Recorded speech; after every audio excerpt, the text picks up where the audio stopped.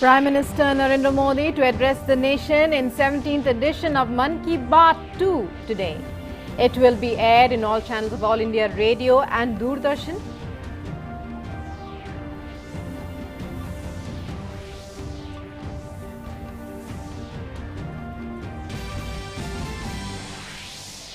Centre constitutes high-level committee under chairmanship of PM Modi to commemorate 400th birth anniversary of Guru Tegh Bahadur ji. Committee to approve policies, plans and programs and also to supervise efforts to create awareness about teachings of Guru Tegh Bahadur.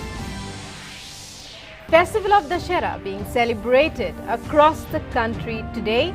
Ravan effigies to be burnt at various places amidst COVID precautions.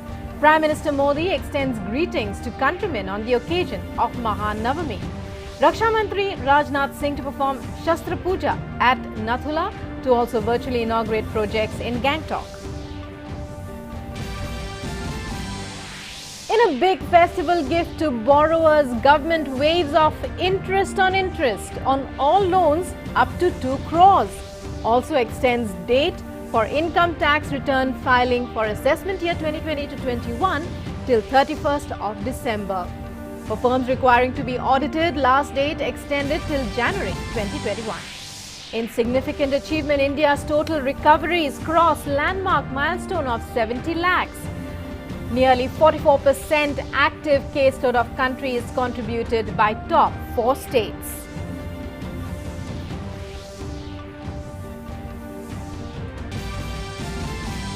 In international news, with just 9 days to US presidential elections, President Donald Trump begins 3-state campaign blitz. After voting early in Florida, rival Republican Joe Biden campaigns in another key state, Pennsylvania.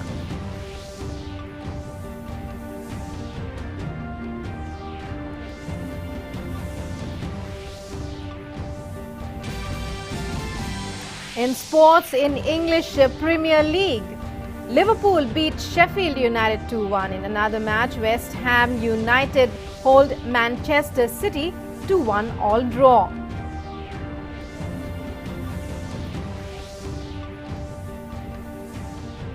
Hello and welcome to this edition of the news. I'm Rukma. In our top story, Prime Minister Narendra Modi will share his thoughts with the people of the country and abroad in his Mann Ki Baat program on All India Radio at 11 a.m. today. This will be the 17th edition of Mann Ki Baat 2 today. It will broadcast on the entire network of AIR and Doordarshan and will also be streamed live on the YouTube channels of All India Radio, DD News, PMO and Information and Broadcasting Ministry. And the centre has constituted a high-level committee under the chairmanship of Prime Minister Narendra Modi to commemorate the 400th birth anniversary of Guru Tegh Bahadur in a befitting manner. The committee, which comprises several of union ministers, chief minister and senior bureaucrats, also has former Prime Minister Manmohan Singh and former Punjab Chief Minister Prakash Singh Badal as its members. Lok Sabha Speaker Om Birla and Deputy Chairman of the Rajya Sabha Harivansh are also part of the panel. The mandate of the 70-member committee includes approval of policies, plans, programs and supervision and guiding the commemoration. It is also mandated to decide broad dates for detailed programs of celebration, the notification further said. The implementation of the recommendations of the committee will be supervised by the executive committee. And the festival of Dussehra or Vijayadashami is being celebrated today. The festival signifies the victory of good over evil. The annual festival, which is celebrated on the 10th day of Navratri, signifies Lord Ram's victory over Ravan. The day also marks the end of Ram Leela, a brief retelling of Ram, Sita and Lakshman's story. On Dussehra, towering effigies of the demon king Ravan, Kumbhakarn and Meghnad, symbolic of evil, are burnt down with fireworks, reminding onlookers that no matter what, good always wins over evil. Although the enthusiasm is high among people as always, celebrations are low-key this year due to the COVID pandemic. And Raksha Mantri Rajnath Singh is on a 2-day visit to West Bengal and Sikkim today. The Raksha Mantri will perform Shastra Puja on Vijay Dashami. He will interact with troops at Nathula and inaugurate ALT JNM Axis at MS3 Gangtok. He will also inaugurate Thakurbari Temple in Gangtok.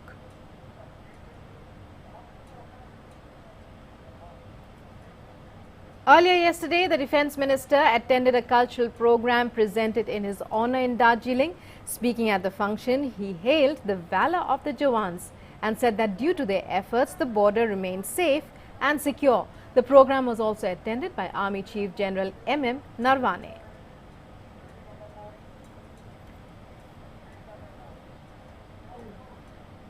And meanwhile, Mysore Dasara festival, one of the biggest tourist attractions during the Navratri celebrations and celebrated as Nada Habba State Festival, is set for a spectacular grand finale tomorrow with the traditional and royal Jumbo Savari on the day of Vijay Dashami. The 10-day grand spectacle is organized every year in the historical city and cultural capital of Mysuru. This year, due to COVID-19 pandemic, the festival has been confined to the Mysuru Palace and the Chamundi Hills in a bid to contain the pandemic.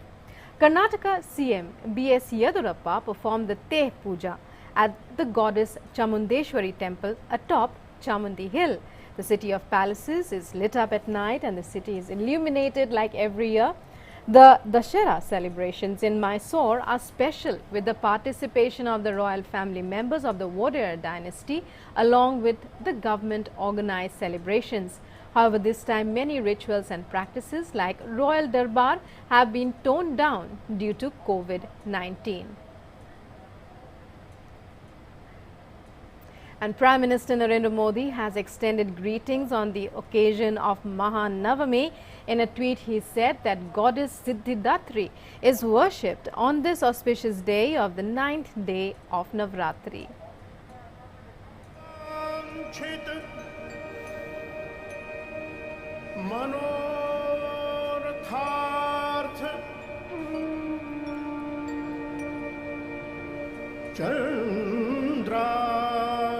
Krita Shekharam Kamalasthitam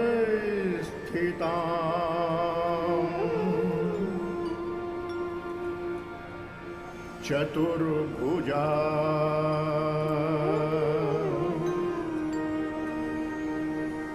Siddhidatri Yashashwini Siddhidatri Yashashwini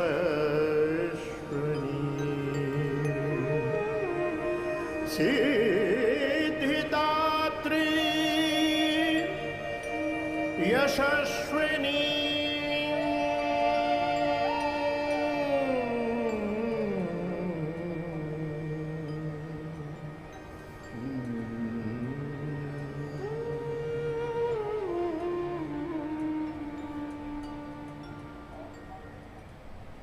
And as a big festival gift to borrowers, the Finance Ministry has approved guidelines for a scheme for grant of ex gratia payment of the difference between compound interest and simple interest for 6 months on loans up to 2 crore rupees.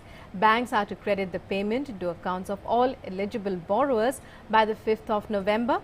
It is related to the moratorium scheme launched by the government in the wake of the pandemic. Here's a detailed report. Government has issued guidelines to banks for implementing a waiver of compound interest or interest on interest for a 6-month period between March and August 2020. Scheme to waive compound interest on loans below 2 crore rupees, irrespective of whether the borrower availed the moratorium fully, partially or not at all. Details of the scheme were notified on October 23rd. Government has asked lenders to implement the scheme by November 5th.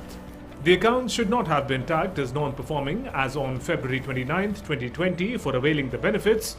All MSME loans, education, housing, consumer durable loans, credit card dues, auto and personal loans to professionals and consumption loans covered. The scheme is applicable across all lending institutions, including banks, non-bank finance companies and housing finance companies. The interest charged on interest between March and August will be credited back to the loan accounts. As per the estimates, government has to spend 6,500 crore rupees on the scheme. Lenders have been asked to submit their claims for reimbursement by December 15, 2020.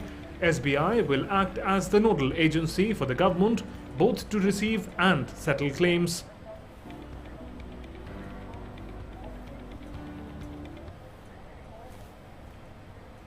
In view of the challenges faced by taxpayers in meeting the statutory and regulatory compliances due to the outbreak of COVID-19, the government has decided to further extend the due date for furnishing of income tax returns. The due date for furnishing of income tax returns for taxpayers, including their partners who are required to get their accounts audited, has been extended to 31st January 2021. The due date for furnishing of income tax returns for taxpayers who are required to furnish report in respect of international or specified domestic transactions has been extended to 31st January 2021. Due date for furnishing of income tax returns for other taxpayers has been extended to 31st December 2020.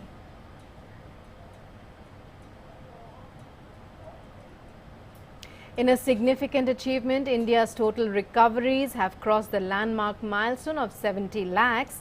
In a tweet, the Ministry of Health and Family Welfare said the top 4 states account for more than half of the total recovered cases.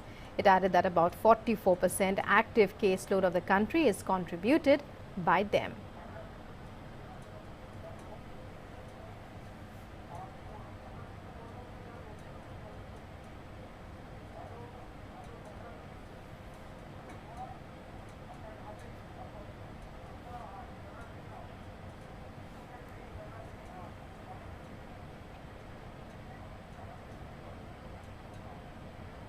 And let's take a look at the COVID situation across the worst affected states of the country. Maharashtra continues to remain top on the chart, registering 6,417 new cases yesterday. 10,004 patients have been discharged, while 137 died in the past 24 hours. Currently, there are 1,40,194 active cases in the state. In Karnataka, 4,471 new cases of infections were reported yesterday. 7,153 patients were cured and discharged, while 52 died in the past 24 hours. Currently, there are 86,749 active cases in Delhi. Tamil Nadu continues to record progress in the fight against COVID-19, with the daily positivity rate dropping below the 3,000 mark. Yesterday, total of 2,886 persons tested positive for the disease across the state. 35 deaths were reported, while 4,024 patients were discharged in the past 24 hours. In national capital Delhi, 4,116 new cases of infections were reported yesterday.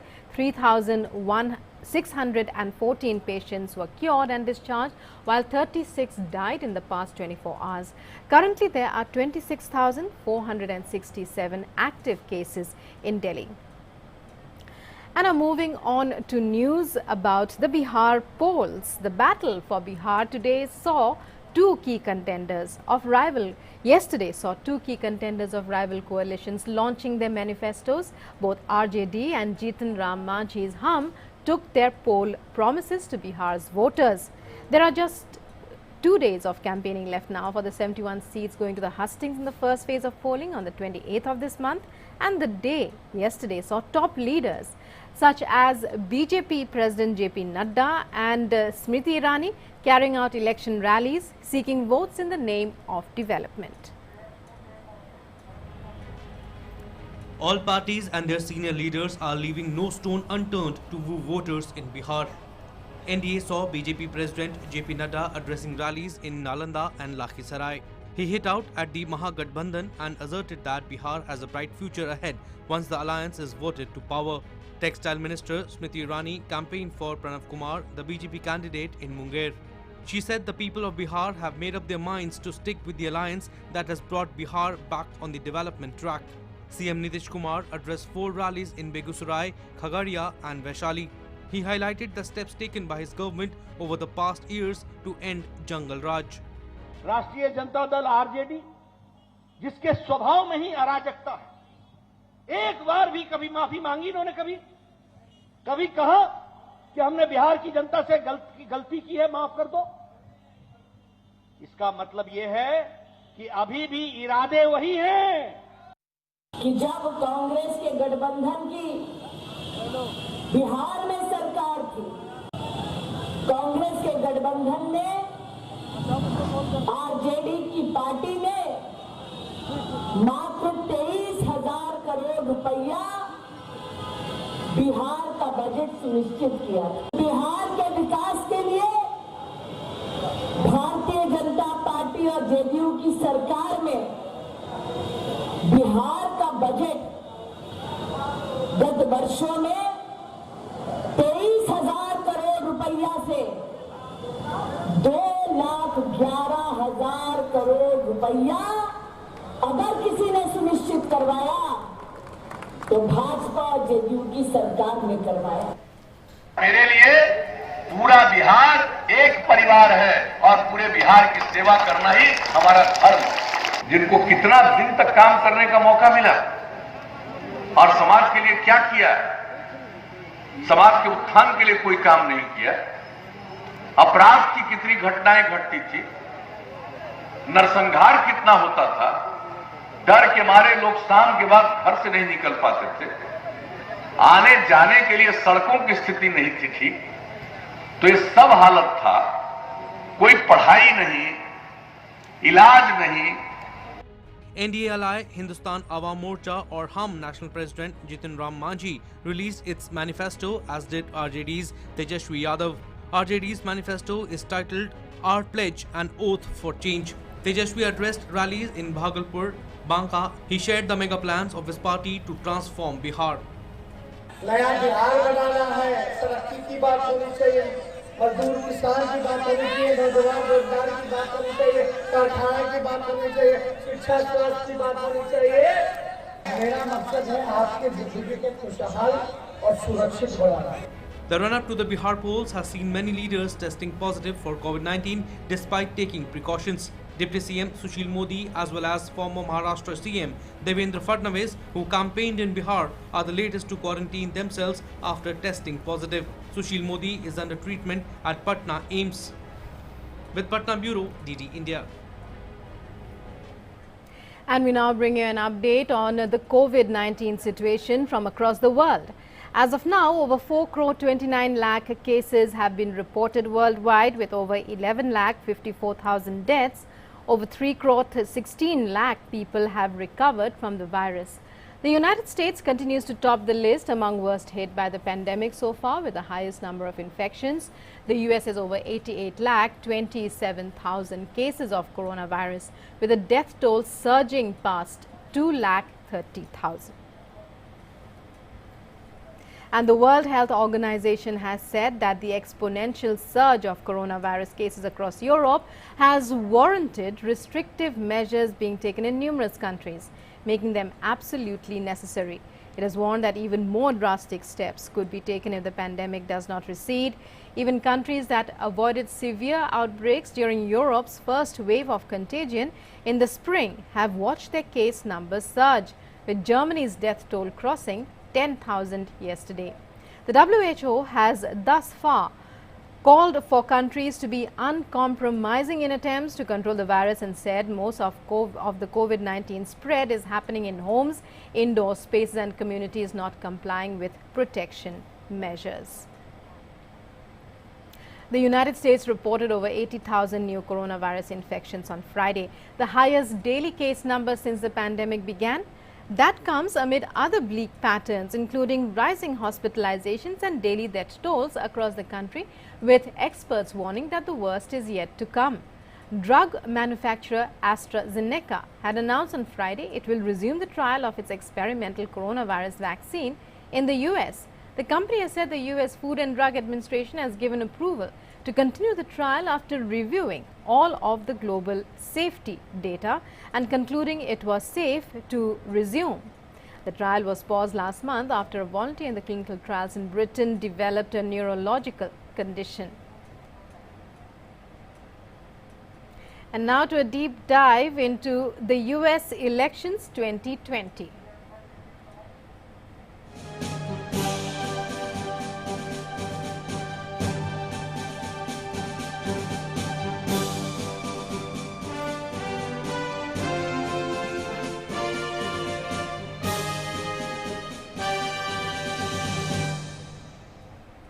With just 9 days left for the US presidential elections, President Donald Trump, the Republican candidate, held a rally in Lumberton, North Carolina, after casting an early vote in Florida.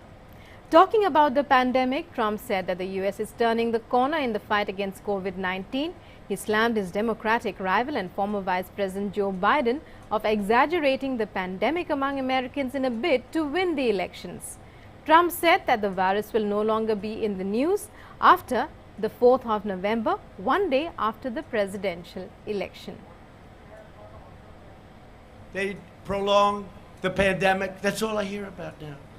That's all I hear. Turn on television. COVID, COVID, COVID, COVID, COVID, COVID. A plane goes down. 500 people dead. They don't talk about it. COVID, COVID, COVID, COVID. By the way, on November 4th, you won't hear about it anymore. It's true. COVID! COVID! Please don't go and vote. COVID. Please do not, under any circumstance, you cannot go out and vote. Except the problems are that in Florida, the people that are going out to vote, nobody's ever seen anything like it. Meanwhile, Democrat rival Joe Biden also hit the campaign trail in the battleground state of Pennsylvania, where he warned of a looming dark winter unless the Trump administration does not do a better job at fighting coronavirus. That's Donald Trump's presidency. More than 220,000 dead Americans because of COVID-19.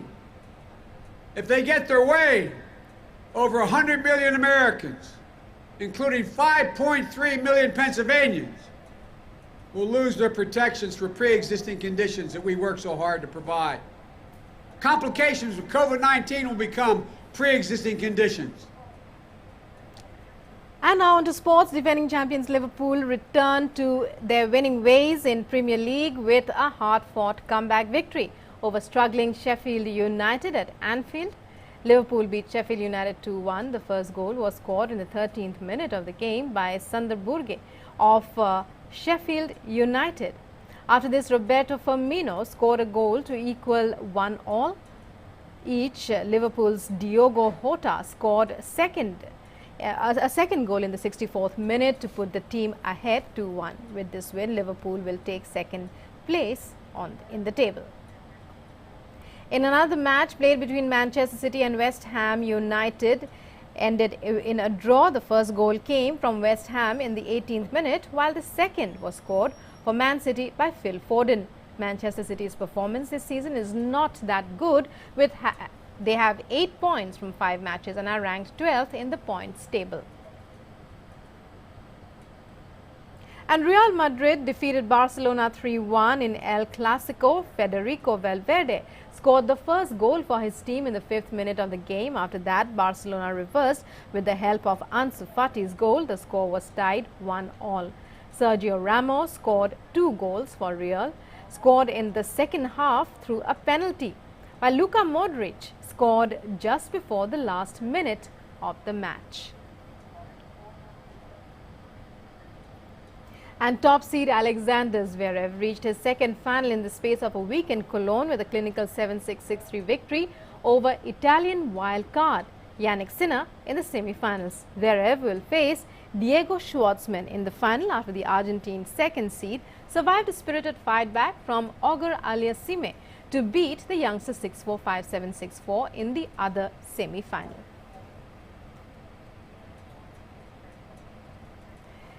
And we'd like our viewers to note that you can watch the live broadcast of the Ram Leela from Ayodhya on DD National and YouTube at 3:30 p.m. today. And as we conclude, we'd like to reiterate to our viewers that as the festival season gets underway, it's very important to remember to wear a mask, maintain social distancing to protect yourself from COVID-19. More than ever now in this festival season, it's very important. Just a simple task, wear a mask. Namaskar.